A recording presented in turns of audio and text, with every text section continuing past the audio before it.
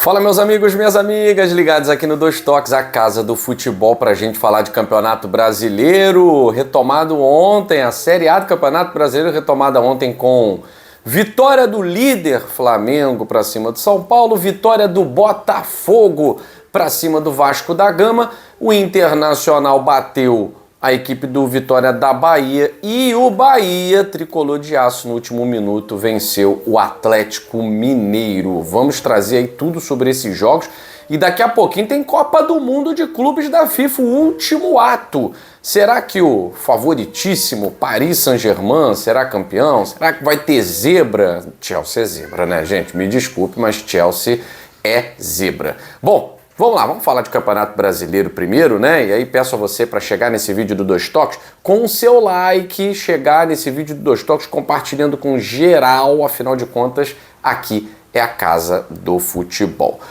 Bom, vamos lá. Botafogo e Vasco, o clássico da rodada, primeira partida de David Ancelotti, não estava à beira do campo como treinador, mas deu um jeitinho, né? É italiano, mas usou o jeitinho para entrar lá na súmula, fazer parte da comissão técnica. É isso, a regra permite, a lei permite, você vai lá, dá um jeito, participa. Isso não gera punição nenhuma, nem para ele, nem para o Botafogo. Pelo contrário, ajudou o Botafogo, né? E o Vasco da Gama, dá para dizer que o Vasco da Gama, eu vou falar, claro, do Botafogo, né? Muita gente falando, cismaram com esse negócio de dedo, né? Eu não sei que se a galera tá enfim, em dia com o proctologista, mas cismaram com esse tal de dedo, é o dedo do Ancelotti. Calma, galera, calma, vamos falar é o toque do Ancelotti, é o dedo do Ancelotti. Muita calma nessa hora, mas é preciso dizer também que o Vasco da Gama, ele fez questão de desigualar o clássico. Eu não preciso dizer, o torcedor vascaíno está aqui acompanhando, sabe muito bem, que hoje o Vasco não tem iguais condições com nenhum time do Rio de Janeiro. Tanto Flamengo quanto Fluminense como Botafogo têm condições superiores ao Vasco da Gama. E estou falando primeiro de questões técnicas, né? Os times de Flamengo, Fluminense e Botafogo são melhores que o time do Vasco da Gama, né? E aí o Vasco perde a oportunidade de igualar o jogo. Quando leva o jogo para Brasília, você perde a chance de tentar igualar do Caldeirão, diminuindo a torcida adversária, né? O Botafogo ficaria ali com 5%, 10% da carga de ingressos. Quando você leva para Brasília, o Vasco tem feito isso, o Vasco tem perdido a capacidade de vencer adversários que poderia pensar em vencer jogando em São Januário.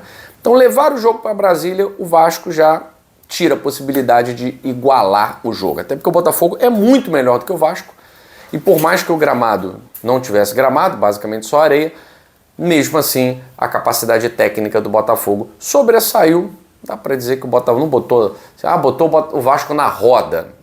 Enfim, jogou muito melhor, poderia ter vencido até por mais gols, porém o Vasco também não se ajuda. O Vasco não se ajuda. 30 dias treinando para pouca coisa de bom ser vista.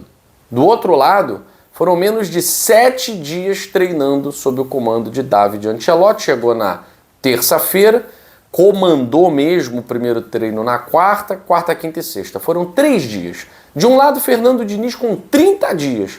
Do outro, David Ancelotti com 3 dias. Em 3 dias, a gente viu um Botafogo mais forte fisicamente.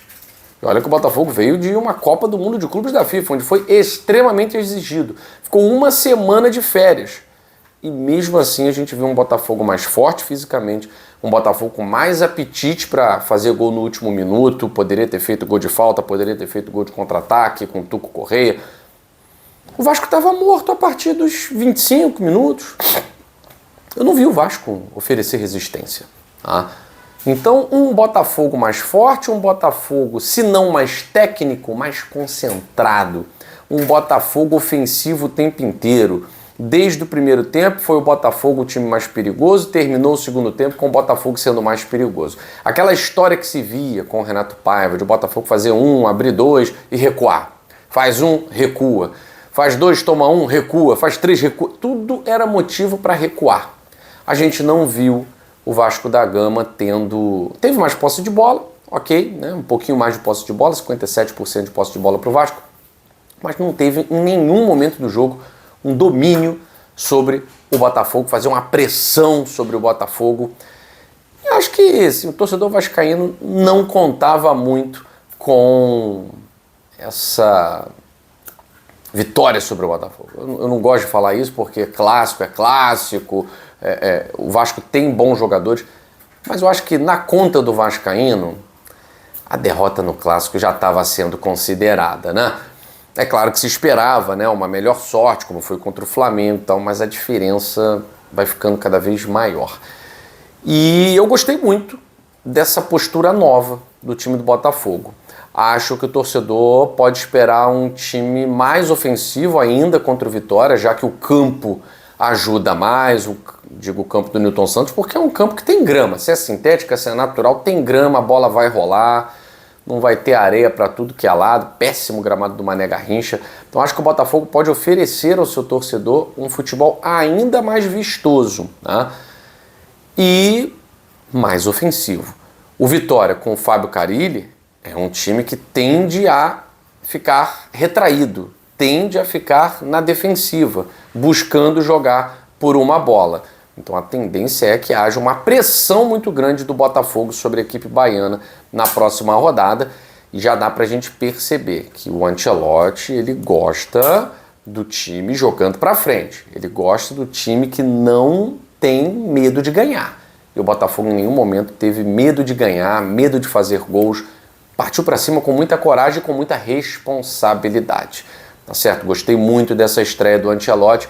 Pena que a imprensa fala pouco, né? Prefere falar de outras coisas que também são importantes, como a vitória do Flamengo, que é muito mais importante do que a declaração do Felipe Luiz sobre o Pedro.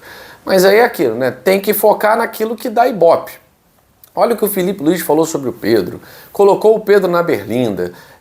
A grande verdade é que já deu para o Pedro no Flamengo enquanto o Felipe Luiz estiver lá. Essa crítica pública, né, que ele foi o último no GPS lá, em todos os indicativos o Pedro foi o último, enfim, eu acho que isso não pode ser minimizado por conta da vitória do Flamengo. O Flamengo é líder do campeonato, o Flamengo tem muita estrada para percorrer, tá? E isso não pode ser minimizado por conta da declaração do Felipe Luiz acerca do Pedro. Produção, vou pedir para a produção encaminhar aqui, né? Temos a nossa ajudante aqui, pode ir lá, né? Pode ir lá, tá tudo bem. Nossa ajudante Clarice, vai lá botar um alquinho no pé, porque o mosquitinho na surpresa mordeu, né? Acontece. Ao vivo tem dessas coisas, né? Neném já ia chorar aqui, eu vi que tinha uma mordida de mosquito. Vai lá. Voltando aqui para Dois Toques à Casa do Futebol. Então, eu acho que a vitória do Flamengo não pode ser diminuída. Com o Pedro, sem Pedro, vamos falar a verdade, o Flamengo já está sem Pedro há muito tempo, né? Não que isso não tenha feito diferença, o time poderia estar melhor. Todavia, se o jogador não se ajuda, às vezes quer ir para outro lugar, deixa aí. O Flamengo venceu bem o São Paulo. São Paulo pode até ter o Crespo, agora uma nova mentalidade e tal, mas num cenário como o de hoje é muito difícil, né, o São Paulo competir com o Flamengo. O Flamengo fez 2-0, um belíssimo gol do Luiz Araújo, cria de Cotia, nem comemorou. Depois o cria da Gávea, tá? O cria da Gávea, o Alacian, foi lá e fechou o placar. O Flamengo segue líder, segue com muita chance de ser campeão. Mas é aquilo, né? O maior inimigo do Flamengo é sempre o Flamengo. Então, se o Flamengo continuar se boicotando, Botafogo tá aí. Tá 6 pontos só. Bahia tá aí. Venceu o Atlético Mineiro, tá ali na cola. Cruzeiro joga hoje. Palmeiras não joga.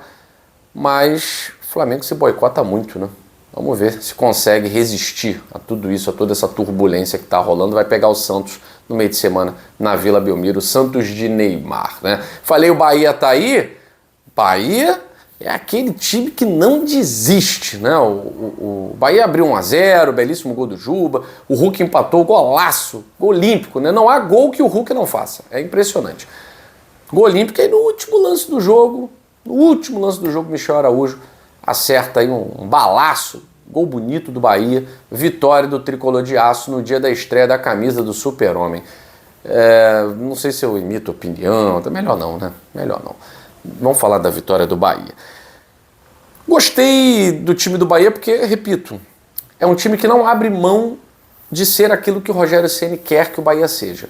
Não acho que vai ser campeão brasileiro, não acho que tenha força para chegar entre os 4 primeiros, mas acho que Libertadores para o Bahia vai passar a ser realidade, com o time que tem, com a mentalidade que tem. Libertadores para o Bahia vai passar a ser realidade. Não sei se todo ano, né, até porque no Brasil a gente tem um equilíbrio muito grande, mas vejo o time do Bahia até melhor do que o do ano passado. E vejo times, por exemplo, São Paulo, que ano passado ficou ali numa boa colocação, pior. Vejo São Paulo pior. Vejo o Internacional pior. Então, acho que o Bahia tem condições de chegar lá na frente, sim. E enquanto estiver ali entre os 4 primeiros, tem que buscar se manter. Tem que buscar se manter. É um perseguidor nesse primeiro momento. Eu não sei até onde o Bahia pode chegar, mas nesse primeiro momento é um time muito forte na Fonte Nova, muito forte, muito difícil ganhar do Bahia na Fonte Nova. E fora de casa precisa também trazer os pontos, tá certo? Mas grande vitória e o Galo acaba decepcionando mais uma vez como visitante. E no outro jogo, Internacional, no jogo dos desesperados, bateu o Vitória. Deu a lógica, né? Deu a lógica. Ainda mais o Vitória com o Fábio Carille. Eu confesso, não gosto dos trabalhos do Fábio Carille. O Fábio Carille é um treinador com foco na parte defensiva, mas nem isso tem dado certo. O Fábio Carille no Vasco não conseguiu nem isso, nem resolver a parte defensiva ele conseguiu. Então acho que o Vitória vai sofrer. É um campeonato para o Vitória sofrer. Pode ter mudanças na segunda janela, pode acontecer uma contratação tal que pode virar a chave. Pode acontecer. Fábio Carille vai ter pouco tempo, né? Porque não tem tempo, na verdade. Não tem tempo. Fábio Carille vai tentar dar jeito nos dias livres, né? Porque Copa do Brasil, Sul-Americana, o Vitória não tá. Então, nos dias livres, na semana livre, vai ser o tempo que o Fábio Carille tem para ajeitar. Não vai ter tempo porque já pega o Botafogo, né? Também o Vitória não tem sorte. Pegou o Inter agora, já pega o Botafogo. É o que dá para fazer, o Fábio Carille vai tentar ajeitar. Não foi nenhum desastre, acho que o Vitória até jogou dentro das suas limitações bem, mas deu Internacional com um belíssimo gol, né, do Tabata, vencendo 1-0 e afastando-se um pouquinho ali do Z4, tentando minar essa crise aí que tomou conta do Internacional no Campeonato Brasileiro. Fico por aqui, mais tarde a gente volta, é claro, para falar de Copa do Mundo de Clubes da FIFA. Valeu!